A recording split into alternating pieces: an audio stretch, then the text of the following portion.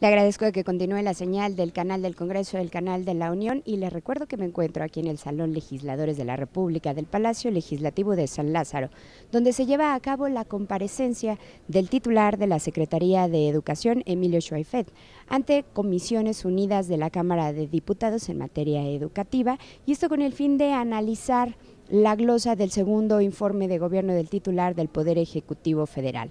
Tuvimos la oportunidad en una primera parte de escuchar cómo amplió el funcionario público la información de esta glosa del segundo informe de gobierno, pero también tuvimos la oportunidad de escuchar los posicionamientos de los diversos grupos parlamentarios.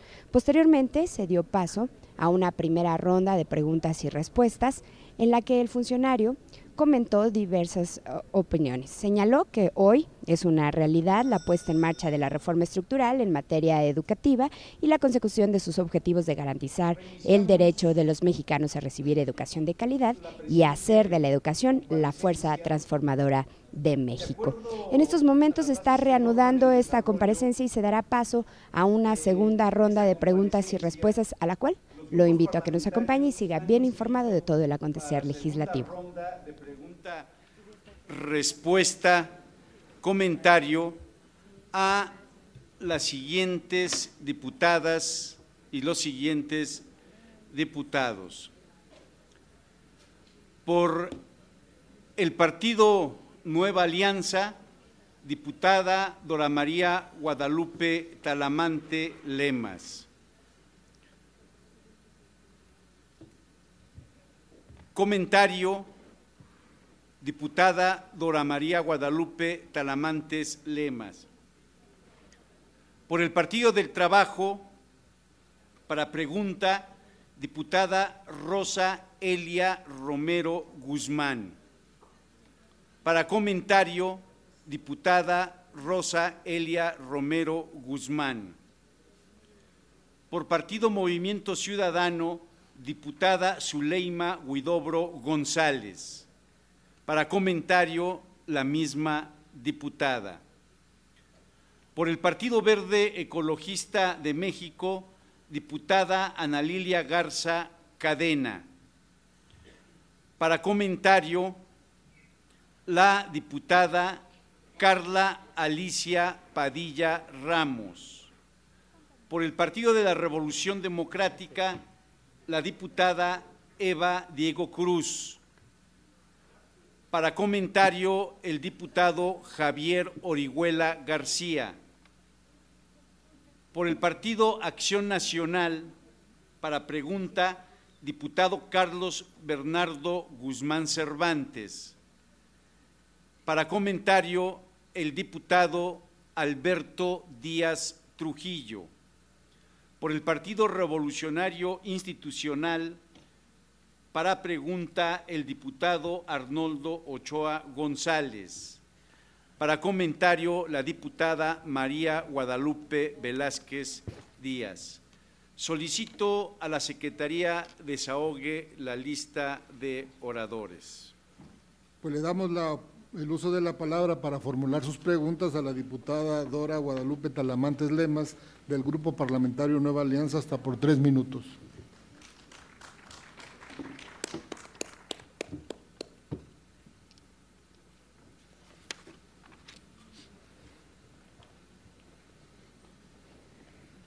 Nuevamente, con el permiso de la presidencia. Estimado secretario, para la revisión del modelo educativo establecida en el 12º transitorio de la Ley General de Educación, la Secretaría llevó a cabo los foros nacionales de la revisión del modelo educativo, a los cuales como grupo parlamentario, si no estuvimos presentes, le dimos seguimientos a todos, en los que quedó de manifiesta la necesidad de transformar el modelo educativo. Sin embargo, se concluyó también que por la complejidad que conlleva y la importancia que reviste, los foros representaron apenas el primero de muchos de otros esfuerzos, niveles y condiciones de participación con vistas a la construcción del modelo que se desprende de los ejes rectores para garantizar a todos los mexicanos una educación de calidad, no como prestación, sino como derecho humano En este sentido, desearíamos saber lo siguiente: ¿cuál es la ruta a seguir de este propósito? ¿En qué consiste el curso de portafolio de evidencias que se tiene previsto para poner en operación a las escuelas normales? ¿Y cómo se vinculan los parámetros e indicadores definidos por el INE para la educación básica como herramienta que se incluye para la evaluación en la educación normal? Y por último, ¿qué opinión le merece a usted el normalismo mexicano? Muchas gracias. Gracias. Para dar respuesta tiene la palabra hasta por 5 minutos el ciudadano secretario de Educación Pública. Muy respetada diputada, también, si me autoriza, comienzo por la última de las preguntas. Cada país tiene su propia experiencia en la formación de docentes, es decir, de aquellos que van a tener a su cargo la educación de nuestros niños y de nuestros jóvenes. En México, la escuela normal se ha vuelto casi emblemática, y no porque idealizándola la hagamos absolutamente una entelequia, sino porque al contrario, en la escuela normal encontramos los mejores elementos y las mejores causas de la educación en México.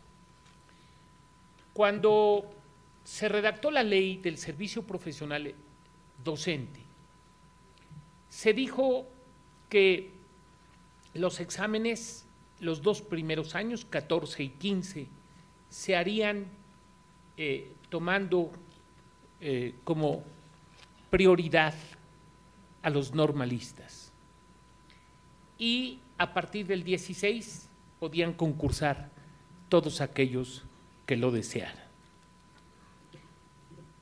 Al suscribirse la ley, yo tuve encuentros con diversos maestros y les dije algo que debo decir abiertamente, que no me apena decirlo. Estos 2 años tenemos que hacer que los normalistas sean los mejores para los concursos de oposición. En eso tenemos que trabajar maestros y gobierno, no por exclusión, de ninguna manera. Cualquiera que tenga mérito es bienvenido a los exámenes, pero el que se ha formado en una escuela normal parece haber sido llamado vocari, es decir, parece desplegar la mejor vocación para enseñar. Y en ese sentido el normalismo para mí tiene una condición en el mapa de la educación central, y sobre el normalismo tenemos que trabajar mucho para que ese portafolio de evidencias sea también, robándole una expresión a la educación media superior que el doctor Tuirán ha puesto en práctica, una caja de herramientas para que el estudiante de una escuela normal pueda seguir los pasos del profesionalismo que requiere. Por cierto, seguirán las becas para servicio social, y este año va a ser destinado un presupuesto mucho más alto que el anterior, 1,000 millones de pesos para los alumnos de 7º y 8º semestre de las escuelas normales. No vamos a permitir que las escuelas normales languidezcan. Vamos a echar todo lo que esté de nuestra parte para hacer que las escuelas normales, como lo quiere el presidente de la República, sigan siendo el eje, la matriz generadora de los docentes en México. Creo que la ruta del modelo educativo es una ruta que yo diría tiene muchos vericuetos. Sabe, diputada, el que más frecuentemente encuentra uno en materia de reformar lo que sea, se llama inercia, que los físicos definen como la resistencia que tiene un cuerpo de cambiar su estado de reposo a movimiento. Eso es exactamente una inercia en materia de reforma. Y eso es lo que va encontrando uno paso a paso de cada reforma, porque resulta muy difícil concretarla. Pero el modelo tendrá que venir de toda esta gran consulta que hicimos, de nuevas experiencias de escuchar a todos los que quieran participar y de concretar un proyecto que sea sometido al consenso de los agentes educativos para que el año que entra podamos tener en agosto frente a la nación un nuevo modelo educativo con todo lo que esto implica. Muchas gracias.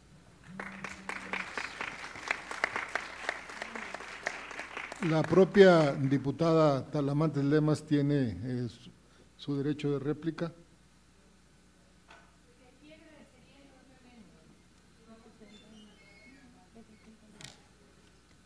Muchas gracias. Ahora tiene el uso de la palabra para formular sus preguntas la diputada Rosaelia Romero Guzmán, del Grupo Parlamentario del Partido del Trabajo, hasta por 3 minutos.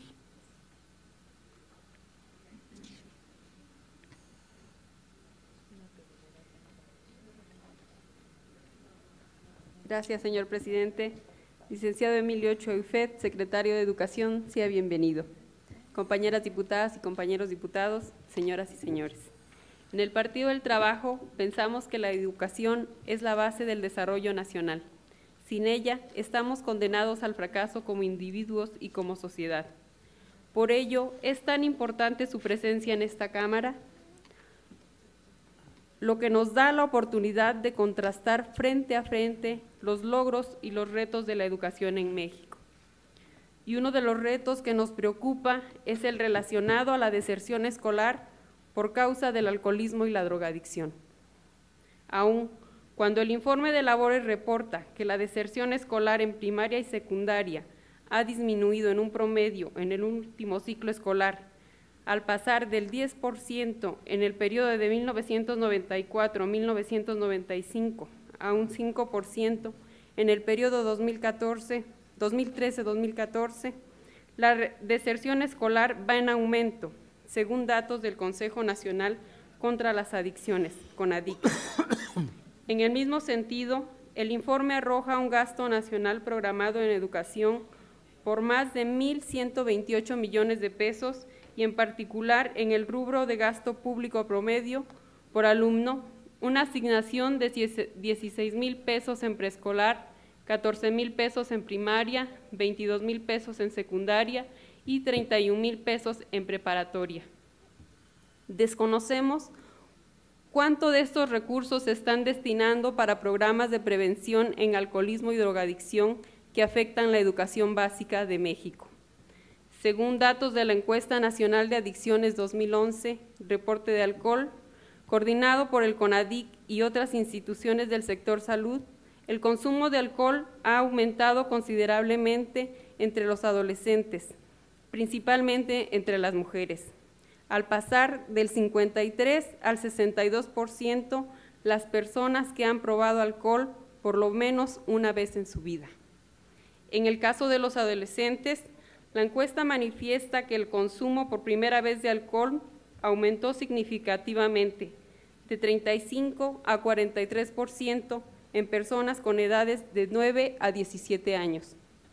Si bien es cierto que esta problemática corresponde al sector salud, la Secretaría a su cargo podría analizar la posibilidad de implementar un programa, principalmente en primaria y secundaria, para que en coordinación con otras instituciones públicas se pueda prevenir este problema.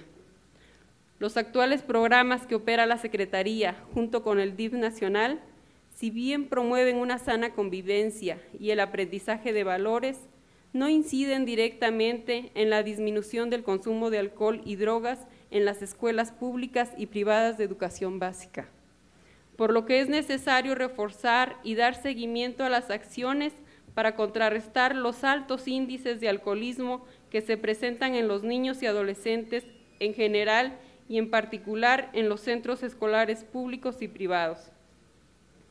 Una investigación de la Universidad Anáhuac del Sur ha determinado que hacen falta esfuerzos adicionales en educación para que las próximas generaciones tomen mejores decisiones de vida, por lo que es importante incidir en ese 94% de la población entre 6 y 14 años que es alumno de una institución pública o privada y que son víctimas potenciales para las adicciones si no hacemos algo al respecto. Señor secretario, ¿cuáles son las acciones que se están realizando para combatir este lamentable fenómeno que cada día denigra a las y los adolescentes en las escuelas de educación básica, públicos y privados de nuestro país? ¿Qué ha faltado para hacer más eficaz la coordinación entre instituciones para prevenir el alcoholismo y la drogadicción en las escuelas primarias y secundarias, así como cerrar los espacios donde se expiden cigarros y bebidas embriagantes, muchas veces tolerados por la misma autoridad? Por su respuesta, muchas gracias. Para dar respuesta tiene el uso de la palabra hasta por 5 minutos el ciudadano secretario de Educación Pública. Doña Rosaelia Romero, toca usted un punto particularmente doloroso para la educación de muchos niños y jóvenes en México. No le puedo dar una cantidad presupuestal concreta porque se trata de un conjunto de programas transversales que tiene por objeto hacer que el niño y el joven, el adolescente en la escuela esté alejado de cualquiera de estas adicciones que generalmente derivan en la deserción escolar. Ciertamente en la escuela primaria comienza a ser un intento el que hemos venido realizando con la firma con otras instituciones de acciones conjuntas. Pero el mejor ejemplo, y usted lo dijo, que ha hecho en materia de adolescentes con estas adicciones la Secretaría de Educación, lo tenemos en la escuela media superior. Ahí tenemos un índice de deserción impresionante y es debido en buena parte a este género de conductas que usted ha señalado. De 2011 a 2012, 650,000 muchachos abandonaron la enseñanza media superior. Pero es bueno recordar, antes de hablar de las acciones relevantes, que no es un problema estrictamente escolar, que es un problema en el que se mezclan muchos factores de la sociedad. Y para decirlo de una manera tenue, si la escuela es el segundo hogar, el hogar es la primera escuela. En consecuencia, tenemos que visualizar mucho más allá de la escuela para poder resolver este género de problemas. En la educación media superior se ha diseñado, como decía yo antes, la caja de herramientas, que consiste en la capacitación del 92% de los directores de las escuelas públicas para manejar un conjunto de manuales y procedimientos que permitan diagnosticar cuando un adolescente de los que está próximo al abandono o a la deserción caiga en alguno de esos supuestos y poder poner remedio a esa situación. La caja de herramientas ha pasado en solo un año de 6 a 12 manuales para abordar todos los factores en los que puede uno presagiar un tipo de conducta como la que usted describió. Necesitamos un sistema de alerta temprana que se desarrolle en las escuelas y que como un foco preventivo nos advierta de los casos en que los alumnos no solo van a desertar, estoy tomando el programa de abatimiento del abandono y la deserción para llegar a este específico, sino que requieren, primero, tutoría, segundo, orientación, tercero, estudio de la personalidad del muchacho y encuadramiento del mismo dentro del plantel, y cuarto, lo que es imposible de sustituir, la comunicación con los padres de familia para comentar el problema y convenir con ellos la solución. Si ubicamos este problema solo en la escuela, nunca habrá en modo alguno una solución definitiva. Actualmente, con 216,000 apoyos para todo el programa de becas para abandono escolar, estamos dedicando, por ejemplo, 1.530 millones de pesos, pero son muchos más los que dedicamos en otros programas para que nuestros niños y nuestros jóvenes se eduquen en un ambiente sano y en un ambiente enriquecido por los valores y por el civismo. Pero hay que precaverlos de muchos riesgos y en esa lucha la escuela libra su papel, siempre con el mejor de los deseos, no siempre con el mayor de los éxitos, pero nunca en la soledad. Solo la escuela no puede resolver el tema. Muchas gracias.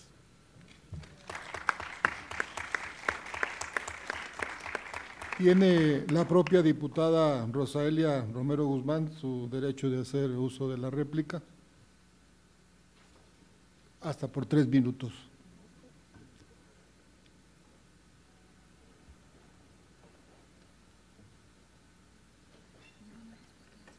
Muchas gracias por su respuesta, señor secretario.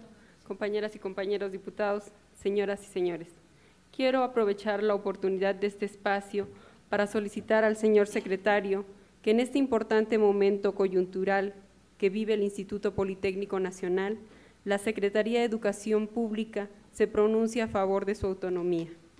Esta demanda se ha solicitado desde hace muchos años y actualmente, ante las movilizaciones de los estudiantes, la totalidad de la comunidad politécnica se ha pronunciado para ello.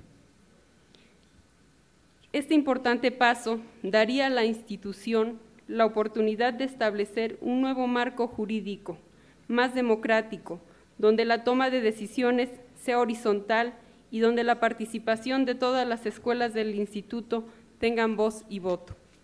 Su única viabilidad dependería de establecer un nuevo marco institucional que les permita conformar órganos colegiados más allá del consejo directivo, que sean verdaderamente representativos de su comunidad. En este sentido, la autonomía del Instituto Politécnico Nacional parece más que nunca una necesidad.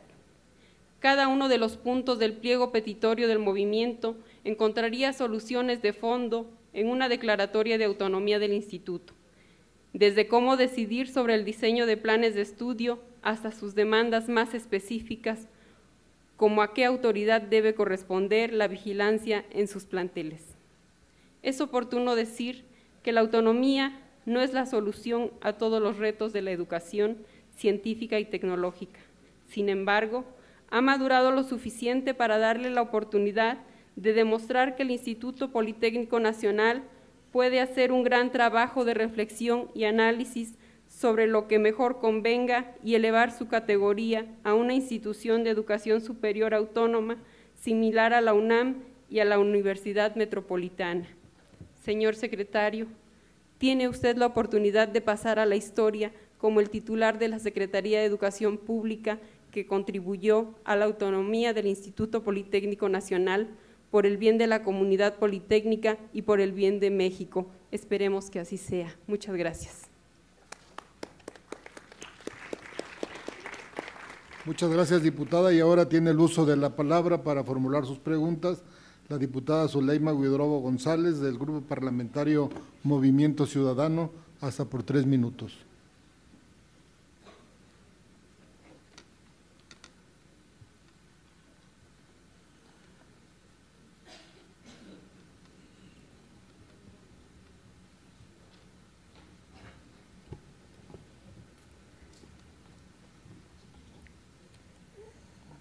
Buenas noches a todos y a todas. Ya lo había dicho yo en otra comparecencia, pero no está por demás repetirlo, porque los formatos de esta, en ocasiones, no se responde lo que se pregunta y parece que se atropella la inteligencia de los legisladores. Si el tiempo no se lo permitiera, señor secretario, le pido responda por escrito, pero que me responda a todos los cuestionamientos que voy a presentarle, porque son preocupaciones legítimas que en materia de educación y cultura son dos temas que se vienen devaluando en la actual administración. Yo ya no voy a preguntar nada sobre el movimiento del Instituto Politécnico Nacional, porque en el Grupo Parlamentario de Movimiento Ciudadano ya no podemos confiar en este supuesto compromiso que hace usted ahora, porque usted, señor secretario, fue rebasado en la negociación con los estudiantes por la Secretaría de Gobernación. Tampoco podemos dar discursos triunfalistas de la reforma educativa, porque seguiremos sosteniendo que es un primer intento para privatizar la educación pública. Por eso mejor preguntaré, ¿qué ha hecho su administración sobre las irregularidades que la Auditoría Superior de la Federación encontró de acuerdo al informe de resultados de la cuenta pública de 2012, dado a conocer en febrero de este año, donde se destaca que el CONACULTA, en la administración anterior, pagó 350 millones al fomento y desarrollo de la investigación científica y tecnológica de la Universidad Autónoma del Estado de México, como pago por la contratación de diferentes servicios de digitalización, instalación de cableado o creación de contenidos televisivos sin que el trabajo fuera terminado o entregado. Estas, entre otras irregularidades. Nosotros seguiremos sosteniendo que esta Secretaría no demuestra los resultados satisfactorios que informa. Al contrario, pareciera funcionar como una institución que lucra con la necesidad de la preparación de los niños y jóvenes del país. Hace un año, en esta comparecencia, comentaba yo con usted, señor secretario, que las clases de historia, música, las artes plásticas son en la mayoría de los casos marginadas y claramente no constituye ninguna de estas un programa prioritario para el desarrollo de habilidades para el mundo laboral. En esa ocasión, usted me contestó que se vería textualmente, vamos a volver con el arte en las escuelas, vamos a volver con la educación musical y lo vamos a hacer en las de tiempo completo y en las de 4 horas y media, siempre y cuando el maestro se dedique a que debe dedicarse, que es la enseñanza. ¿Qué nos puede informar sobre esto? ¿Realmente sucedió? ¿En cuántas escuelas se implementó? Por otra parte, también volveré a preguntar, a nombre de millones de jóvenes que no estudian ni trabajan, y que fuera de los programas que se han mencionado aquí, y que por supuesto no todos los jóvenes mexicanos tienen o tendrán acceso, ¿qué opciones reales les da a estos jóvenes en México? Y no me refiero a las becas que se han estado mencionando para terminar con esta situación. Ellos son los que esperan respuestas inmediatas de su parte. ¿Cuándo se terminará con el bullying en las escuelas? Porque el problema fundamental de la educación en México sigue y seguirá estando allí, y se ha querido dar un tratamiento igual a todos, en un país cuya población es, para empezar, completamente diversa. Se han querido implementar leyes, sistemas y prácticas educativas en conjunto, como si se tratase de una nación uniforme en todos los sentidos. Por sus respuestas, muchas gracias. Tiene ahora la palabra para dar respuesta el ciudadano secretario de Educación Pública, hasta por 5 minutos. Diputada, en relación a las preguntas que formula, comenzaré por la primera. ¿Qué atención hemos dado a las observaciones de la Auditoría Superior de la Federación sobre el contrato de CONACULTA con el FONDIC?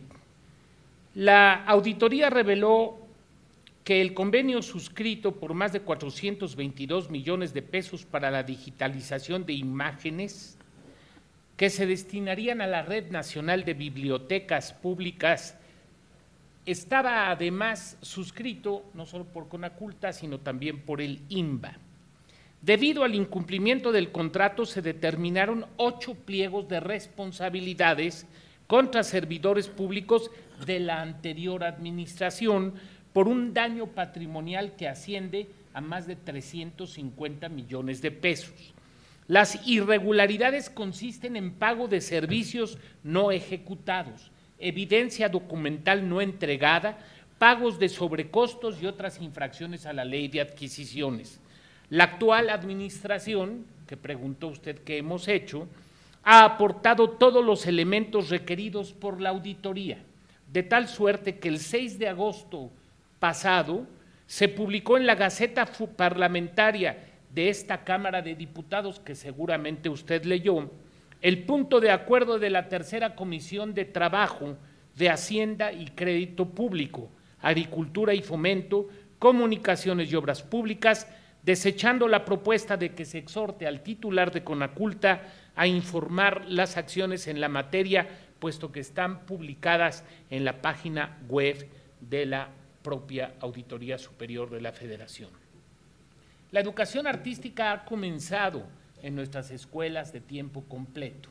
Ciertamente el crecimiento de las mismas no corre al parejo de la introducción de la educación artística, que deberá ser una asignatura en todo género de escuelas. Coincido en que lo dije el año pasado y lo sigo manteniendo. Pero en primer lugar hay que preparar maestros para la educación artística y en segundo lugar hay que tener recursos que estos, apelando a la comprensión de esta Cámara, podríamos lograrlos para aplicarlos en la educación artística y en otra que es tan importante como la artística, la física, porque la física disciplina, hace que se formen hábitos. Al enseñarse el juego limpio se fortalece la educación cívica y se enseña el trabajo en equipo. Y en relación a los ninis, las opciones que hay son las de seguir abriendo el mercado laboral a través de la educación. Yo creo en el modelo dual, estoy convencido que ha dado resultados en otros países, pero ciertamente si hacemos de la educación y del trabajo un dilema, no vamos a alcanzar nunca a resolver el problema. Tiene que verse en su conjunto. Y el bullying, al que nosotros le llamamos acoso escolar, ha sido materia de 15 acciones que fueron suscritas con todos los gobiernos estatales, en tanto que ellos aplican las orientaciones normativas de la Secretaría de acuerdo al Acuerdo de Modernización de la Educación Básica, publicado el 19 de mayo de 1992 en el Diario Oficial de la Federación, y hay que señalar que ahí hemos establecido una serie de elementos que van desde la coordinación interinstitucional hasta la escuela para padres, a efecto de que el acoso escolar no sea una práctica que aumente en las escuelas y que dañe no solo al abusado, porque no solo daña al abusado, daña al abusador y daña al espectador. De suerte que integralmente considerado, ese programa está siendo tratado por la Secretaría y por las secretarías estatales. No con la espectacularidad que quisiéramos, ni con los resultados mágicos a los que aspiran algunos. Lo decía don Jesús, no hay mayor enemigo de la reforma que los ilusos que creen que de un día para otro cambian las cosas, o los pusilánimes que dudan hasta de la propia duda. Pero le quiero decir que le responderé todas sus preguntas por escrito, porque son legítimas, como usted dijo, sus aspiraciones, y solo agrego que lo haré con todos, porque las de los demás diputados también son legítimas. Muchas gracias. Ahora la propia diputada Zuleima Huidobro González tiene la palabra para hacer uso de réplica hasta por 3 minutos.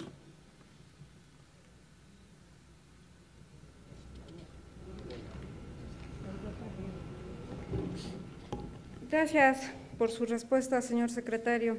Sí, en relación con la primera pregunta, a mí sobre las irregularidades en la anterior administración, en la cuenta pública de 2012, efectivamente sobre el Conaculta, era para hacer mención, ya que para el gobierno federal el tema de la corrupción es algo prioritario, así lo han manejado.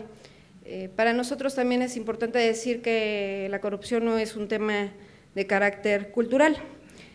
También en ese momento se dijo que se procedería conforme a la ley respecto a las irregularidades que la Auditoría Superior de la Federación pudiera identificar. Y hasta ahorita entonces, respecto a los encargados del CONACULTA en ese momento, pues no se ha hecho nada, aún con todos los informes y todas las anomalías que se observaron en ese momento.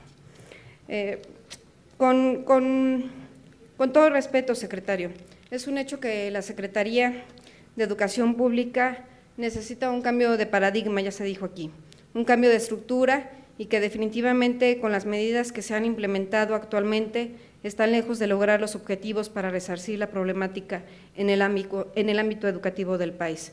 No queremos resultados inmediatos, pero queremos resultados, y hasta este momento no se han presentado, porque definitivamente la falta de recursos no es un problema que enfrenta la educación, y esto hace que aún sea más preocupante, ya que se invierten o malinvierten año con año millones y millones de pesos en este sector, y los logros resultan mínimos. México gasta más dinero en educación que el promedio de los países de la Organización para la Cooperación y Desarrollo Económicos. Lamentablemente en México, por la falta del buen manejo de los ingresos en la inversión destinada a educación pública, se ha dado cabida a la proliferación de escuelas que carecen de calidad educativa y que se han convertido en un negocio fructífero que funciona a expensas de jóvenes que al concluir sus estudios salen sin los conocimientos necesarios requeridos, ya sea para continuar sus estudios o ejercer profesionalmente.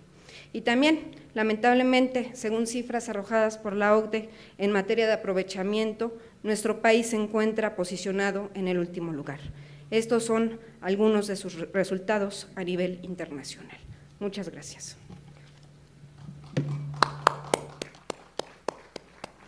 A continuación tiene el uso de la palabra para formular sus preguntas la diputada Ana Lilia Garza Cadena del Grupo Parlamentario del Partido Verde Ecologista de México, hasta por 3 minutos.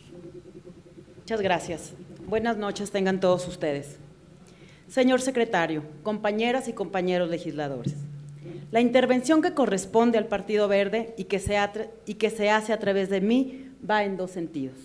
En primer lugar, debemos considerar que la reforma educativa ha sido una de las reformas estructurales en la que ha registrado avances concretos y se ha consolidado superando resistencias, contando con la aprobación de la mayoría de los mexicanos. Es una reforma comprensiva, que aborda tantos aspectos administrativos como laborales, pero que se centra en aspectos cualitativos, que asienta los fundamentos y trazan el camino para que la educación que proporciona el Estado mexicano sea de calidad y con equidad. A un año de haber sido aprobada, esta reforma ya está funcionando, y en este momento ya se pueden empezar a hablar de resultados como lo son las leyes secundarias que ya entraron en vigor, la ley del Instituto Nacional para la Evaluación de la Educación, la Ley General del Servicio Profesional Docente y las diversas reformas que se han llevado a cabo a la Ley General de Educación.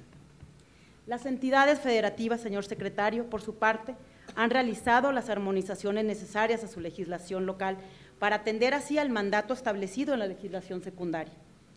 Han involucrado a la sociedad en el diseño educativo, realizando los foros de consulta nacional para la revisión de este modelo educativo, en los cuales se han recabado opiniones y recibido propuestas de los interesados en contribuir a la construcción del nuevo modelo de gestión de la escuela pública, cumpliéndose así el precepto establecido por la Ley General de Educación.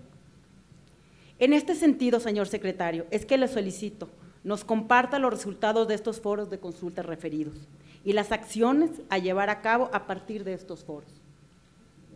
En segundo lugar, señor secretario, quiero referirme al fenómeno meteorológico que embistió a Baja California Sur. En el mes pasado, el huracán Odil. Odil golpeó con fuerza a la entidad, arremetiendo a su paso con una parte considerable de los servicios y la infraestructura de la misma. Reconocemos en este sentido los trabajos que se están llevando a cabo. de la mano con la implementación de distintos programas para reactivar económicamente la entidad y continuar con su carácter turístico de clase mundial. La infraestructura educativa no fue la excepción en esta desafortunada situación. Las escuelas tuvieron que suspender las clases y así miles de niños y niñas jóvenes quedaron afectados al quedarse en suspenso en la reanudación de sus actividades escolares ordinarias. Atendiendo a lo expuesto, señor secretario, es que yo le pregunto, ¿cuál es la situación que guarda la infraestructura escolar en el estado de Baja California después del pasado huracán Odil? ¿Y cuándo se podrán restablecer las clases en su totalidad? Esperando su puntual respuesta a estos cuestionamientos, no tengo más que reconocerle su disposición para participar en este ejercicio democrático. Por su atención, muchas gracias, compañeros. Muchas gracias, diputada. Y para dar respuesta a estas interrogantes de la diputada Lilia Garza Cadena, tiene el uso de la voz el secretario de Educación Pública hasta por 5 minutos. Diputada, si usted me lo autoriza, daría yo cuenta por escrito de las conclusiones, que son muy largas, de cada uno de los 3 temas que fueron sometidos a consulta nacional en los foros regionales y en los foros nacionales que se dieron lugar en La Paz, en Mérida y en el Distrito Federal. De suerte que pueda usted advertir cada una de las medidas que fueron sugeridas y cuáles de ellas cobraron mayor insistencia entre todos los participantes. En segundo lugar, quiero decirle que en Baja California Sur estamos prácticamente, salvo en un municipio, ya con las escuelas reparadas y algunas ya en clases. Las declaratorias de emergencia y desastre en los 5 municipios se emitieron del 14 al 15 de septiembre. 964 planteles fueron los afectados, junto con otros centros educativos y deportivos. El tipo de daños fue desde el colapso de techumbres, la caída de las bardas perimetrales, los cercos de malla tipo ciclón desprendidas, el impermeabilizante caído, la destrucción de las plazas cívicas, árboles caídos, tinacos destruidos, equipos de aire acondicionado afectados. Hasta hoy, el presupuesto que hemos asignado para el reacondicionamiento de las escuelas en Baja California Sur es de 611.9 millones de pesos. Hemos colaborado bajo la dirección de la Secretaría de Gobernación, que es la que tiene dentro de su esfera de competencia la protección civil y el apoyo del gobierno en caso de desastres. Hemos tenido que volver a entregar libros de texto porque se destruyeron cerca de 40,000. Ya están en el estado y están en los municipios de La Paz, de Comondú, de Loreto y Mulegé, donde la educación se ha restablecido al 100%, beneficiando a 133,000 estudiantes. El CONAFE también está trabajando en todos los sitios donde tiene algún centro comunitario, y en Los Cabos sí seguimos con problemas. En Los Cabos tenemos solo un 71% de escuelas abiertas y creemos que al término de la siguiente semana de octubre podremos tener regularizados todos los inmuebles, porque siempre es preferible contar con la certeza de la seguridad de la infraestructura que anticipar las clases. De suerte que, siendo de alguna manera flexible el calendario escolar para recuperar las horas perdidas, es bueno, es necesario cumplimentar la instrucción de la Secretaría de Gobernación en el sentido de darle apoyo a estas escuelas siniestradas. Muchas gracias. Muchas gracias, y para hacer uso del derecho de réplica, tiene ahora la palabra la diputada Carla Alicia Padilla Ramos, del Grupo Parlamentario del Partido Verde Ecologista de México, también hasta por 3 minutos. Con el permiso de la Presidencia, Secretario de Educación Pública, don Emilio Chaufet Chemo, compañeras y compañeros diputados. La educación es el medio idóneo para que las personas adquieran conocimientos, para que eleven sus capacidades y habilidades a efecto de obtener un bienestar en todos los ámbitos. Destaco que los principales argumentos de la reforma educativa que se están poniendo en práctica a través de la Secretaría, del cual es su titular, tienen un sustento de carácter popular, que es el reclamo del pueblo para que se imparta una educación de calidad que esté a la altura de la que se ofrece en los países más desarrollados.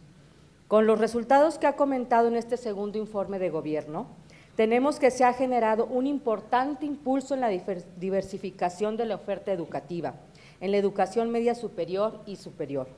Estamos de acuerdo que se han logrado avances para garantizar que los planes y programas de estudio sean pertinentes y contribuyan a que los estudiantes puedan avanzar en su trayectoria educativa, pero sobre todo para que puedan competir en el ámbito laboral, con ello se les den herramientas teóricas para que puedan ponerlo en práctica durante su vida. Destacamos con agrado que la educación superior proporcionó atención a 3.4 millones de jóvenes en su modalidad escolarizada en los niveles de licenciatura y posgrado, lo cual representa 9.6% de la participación en el sistema educativo. En el ciclo escolar 2013-2014, la Coordinación Nacional de Becas de Educación Superior otorgó un total de 488.861 becas, lo que representó un incremento del 24.2% respecto a las 393.516 becas que se otorgaron en el ciclo anterior. Con estas acciones se busca alcanzar una mayor cobertura en la educación superior, pero también se están creando nuevas opciones y modalidades de educación abierta y a distancia que utilizan las tecnologías de la información y la comunicación. Hay múltiples acciones benéficas que la actual Administración Pública Federal ha realizado en materia educativa a través de la Secretaría de Educación Pública, pero también hay retos que la misma Secretaría se ha propuesto y nosotros impulsaremos porque unidos lograremos cambios que beneficien a nuestras niñas, niños y adolescentes. A nombre de los diputados y diputadas del Partido Verde Ecologista de México, le doy gracias por sus respuestas el día de hoy. Muchas gracias, señor secretario.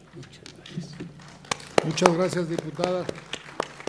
Para continuar con esta segunda ronda, tiene ahora el uso de la palabra para formular sus preguntas la diputada Eva Diego, del Grupo Parlamentario del Partido de la Revolución Democrática, hasta por 3 minutos. Con el permiso de la Presidencia, compañeras, compañeros diputados, señoras y señores, con el permiso del licenciado Emilio Chaufet. Señor secretario, su servidora es integrante de la Comisión Especial de Fortalecimiento a la Educación Superior y la Capacitación para impulsar el desarrollo y la competitividad. Y en múltiples ocasiones, las diputadas y los diputados de diferentes partidos políticos hemos abordado y concluido que una verdadera problemática en la educación superior es la falta de vinculación entre las instituciones de nivel superior y los diversos sectores laborales que existen en nuestro país. En México, de acuerdo a la Organización para la Cooperación y el Desarrollo Económico, el mercado laboral ha favorecido a aquellos que no cuentan con un nivel educativo alto. Las estadísticas son claras. Muestran que el desempleo afectó al 4.6% de profesionistas y solo al 3.5% de aquellas personas que no concluyeron la educación media superior. El mercado laboral en México ha preferido la contratación de jóvenes con niveles competitivos bajos, factor que sin duda ha coadyuvado para que muchos estudiantes de nivel superior, a falta de incentivos para alcanzar un mejor nivel de vida, abandonen sus estudios. No se trata de simples estadísticas. Hablamos de que estamos condenando a México a ser un país de obreros, con baja productividad y por ende baja competitividad, donde se está desperdiciando el potencial de nuestros universitarios. Es evidente que el modelo educativo actual no ha permitido que la educación sea vista como factor de movilidad social y que la educación superior, señor secretario, es una de las deudas pendientes que tiene este gobierno con la economía y la sociedad del país. No es suficiente buscar métodos que amplíen la cobertura de la educación superior. Es necesario y urgente redefinir el modelo de vinculación con el sector laboral. Y a 2 años de la actual administración, pregunto, señor secretario, ¿cuál es la estrategia, acciones concretas y avances que la Secretaría de Educación a su cargo ha implementado para hacer eficiente la vinculación entre el sector educativo y el sector laboral que permita disminuir el desempleo de nuestros universitarios? Por su respuesta, muchas gracias. Para dar respuesta ahora tiene el uso de la palabra el ciudadano secretario de Educación Pública, hasta por 5 minutos. Usted ha tocado un punto, diputada, que es un mal nacional, déjeme llamarlo así. El trayecto de nuestras escuelas de educación superior ha venido manteniendo un enfoque pues clásico en la formación de profesionales liberales y se han venido incorporando solo recientemente y en diversos grados, de acuerdo a la geografía del país, nuevas profesiones vinculadas a efectivas demandas del mercado laboral. Yo creo que ahí comienzan nuestros problemas, en que se concentran en una serie de profesiones nuestros jóvenes estudiantes y no les damos la oportunidad de abrir nuevos espacios de ejercicio profesional a partir del estudio teórico de otras profesiones. Yo quiero decirle que, sin embargo, comienza de manera casi, dicho familiarmente, por goteo, a darse una diversificación en algunas partes del país. Por ejemplo, en la Universidad Tecnológica de Querétaro existe una extraordinaria vinculación entre los servicios de educación superior y, por ejemplo, el Centro de Formación Franco-Mexicano para la profesionalización especializada del servicio postventa de Peugeot. También aquí en Querétaro hay alumnos que ya se dirigen hacia industrias aeroespaciales que se encuentran ubicadas en la zona, porque la vinculación tiene que darse casi necesariamente en el terreno geográfico. De otra suerte resulta más difícil, más complicado el poder ir acrecentando los polos del binomio de manera armónica, sincronizada. Existe también demanda de obra calificada de la empresa Schlumberger, que está en el mismo Querétaro y que ocupa ya a 700 estudiantes.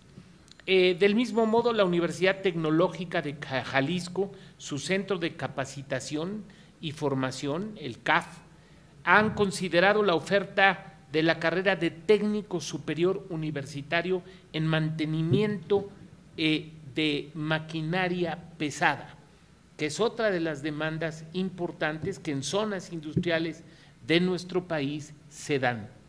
De esta suerte, la Secretaría ciertamente tiene que estimular que la educación superior crezca a la par que la demanda laboral en áreas a veces nuevas para la enseñanza superior se vaya dando.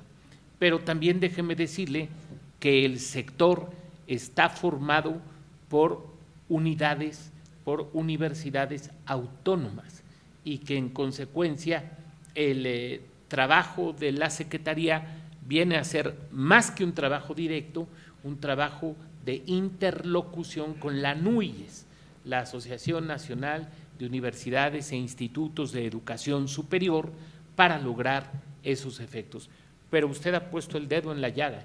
¿De qué manera vinculamos el mercado productivo con la enseñanza superior? Muchas gracias, diputada. Y para hacer el uso de su derecho de réplica, viene ahora el diputado Javier Orihuela García, del Grupo Parlamentario del Partido de la Revolución Democrática, hasta por 3 minutos.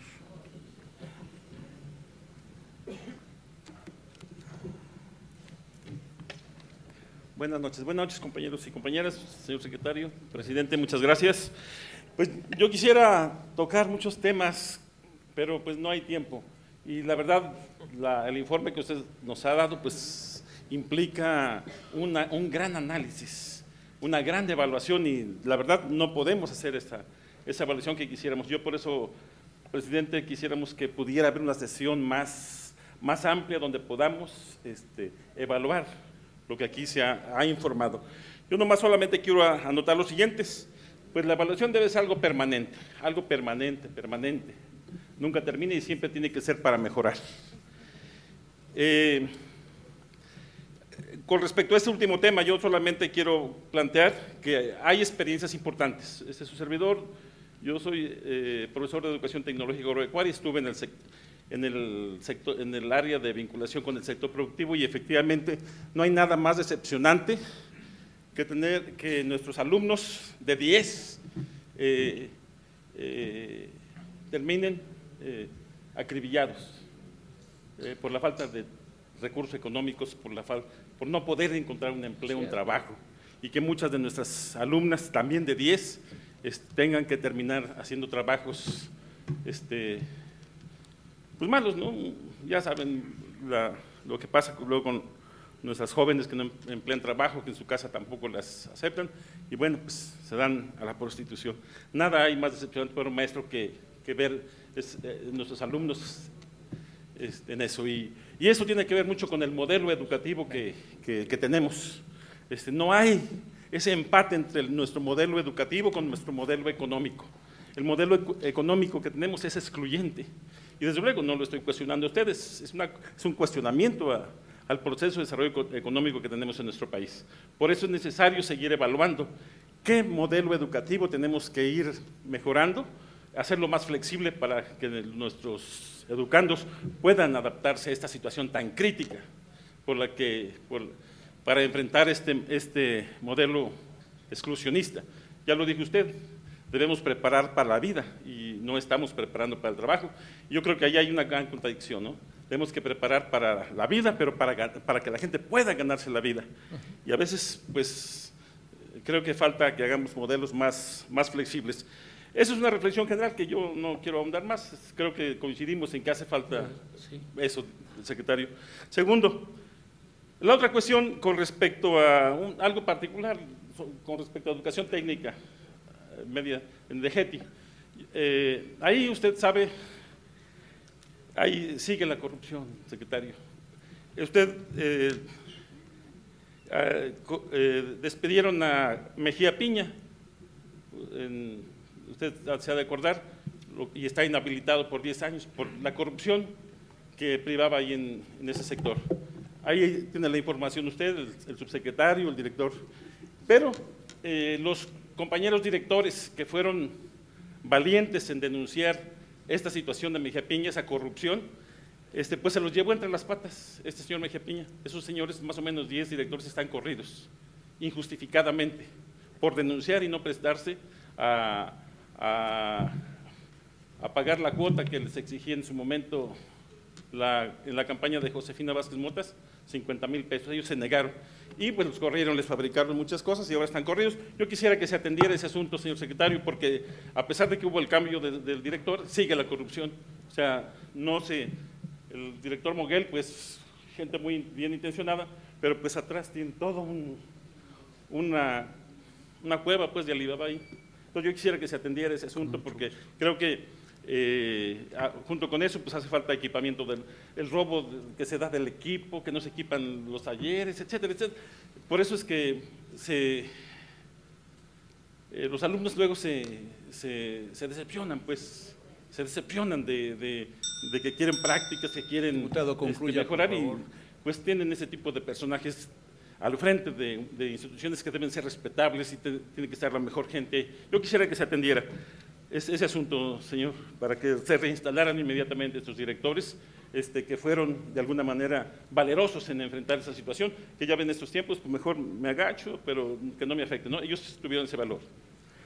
Ya para terminar, a petición pues de otros, quisiéramos que se estableciera, señor director, un canal para que se atiendan las peticiones de los diversos diputados de aquí de esta Cámara, que tenemos aquí, que nuestros ciudadanos nos piden escuelas, atender, y no tenemos un canal adecuado para poder responderle a nuestros ciudadanos. Esto lo hago en petición del diputado Cuellar, que me ha pedido que estableciéramos un canal que nos permitiera y contribuir pues al desarrollo, ¿no?